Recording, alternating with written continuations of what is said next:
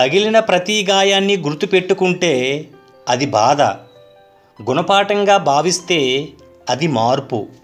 ఎందుకంటే ముళ్ళు గుచ్చుకుందని బాధపడుతూ అక్కడే కూర్చోకూడదు, మరింత జాగ్రత్తగా నడవడం మొదలుపెట్టాలి. నీ వల్ల లాభం పొందిన వాళ్ళు నీపై నిందలు మోపుతున్నారంటే బాధపడొద్దు. నీకు చేతనైంది నువ్వు చేశావు, వాళ్లకు చేతనైంది వాళ్ళు చేస్తున్నారు. ఎవరు చేసుకున్న దానికి ఫలితం వాళ్ళు అనుభవించే రోజు ఖచ్చితంగా వస్తుంది. పొగడ్తల కోసం పని చెయ్యడం, విమర్శలకు భయపడి పారిపోవడం రెండూ మానసిక వ్యాధులే. కొన్నిసార్లు మన మంచితనమే మనల్ని ఒంటరిని చేస్తుంది.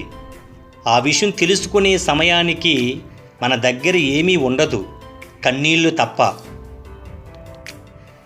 గెలిచే వరకు తెలియదు కావలసిన వాళ్ళు ఉన్నారని, సంపాదించే వరకు తెలియదు ప్రేమించే వాళ్ళు ఉన్నారని, పరపతి వచ్చే వరకు తెలియదు పలకరించే వాళ్ళు ఉన్నారని.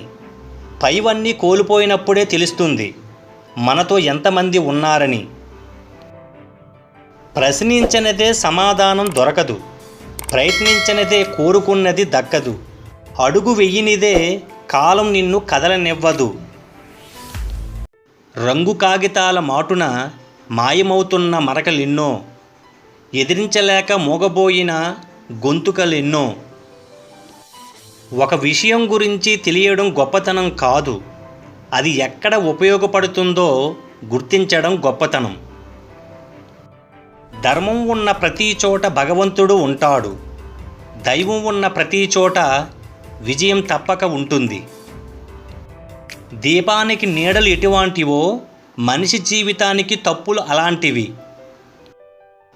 కష్టాలని ఎదిరించే దమ్ము, బాధల్ని భరించే ఓర్పు ఎప్పుడైతే నీలో ఉంటాయో అప్పుడే జీవితంలో నువ్వు గెలవబోతున్నావని అర్థం.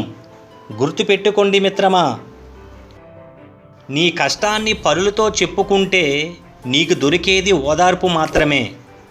అసలు కష్టానికి గల కారణాలు ఆలోచిస్తే పరిష్కారమే దొరుకుతుంది. తాను చెప్పేది నిజమని ఎంత మొత్తుకున్నా ఎవరూ నమ్మకపోవడమే అబద్ధాలు చెప్పేవారికి అసలైన శిక్ష. మెదడు కూడా మొక్కలాంటిదే, మొక్కకు నీరు పోస్తేనే బతుకుతుంది, బుర్రకు పదును పెడితేనే పనిచేస్తుంది. పుస్తకం తీసినప్పుడు అన్నీ వచ్చినట్లే అనిపిస్తాయి, కానీ పరీక్ష రాస్తున్నప్పుడు తెలుస్తుంది మనకెంత వచ్చో. అలాగే అంతా బాగున్నప్పుడు మనంత బలవంతుడు లేడు అనిపిస్తుంది, కష్టం వచ్చినప్పుడే తెలుస్తుంది మన బలం ఏంటో అని. Please subscribe, share, comment, watching. Thank you for support.